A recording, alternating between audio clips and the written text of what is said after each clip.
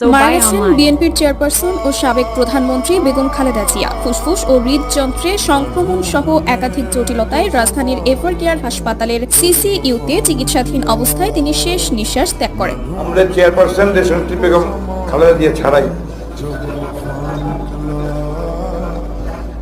Sorry, আপনারা একটু বন্ধ করেন।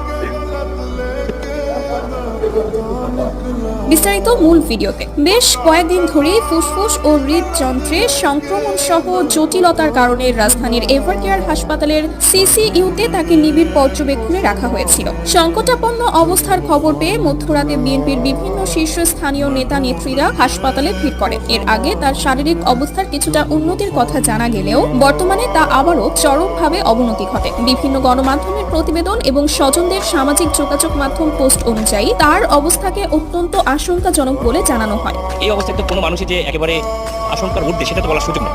এই বাস্তবতাটা আমাদেরকে মেনে নিতে হবে, সংকট সেটা মেনে নিতে হবে। নিবিড় পর্যবেক্ষণে আছেন ইনশাআল্লাহ, আল্লাহ তাআলা কাছে দোয়া করবেন, দেশবাসীর কাছে দোয়া চাই, এটাই আর কিছু না, আমরা সবাই মিলে দোয়া করব।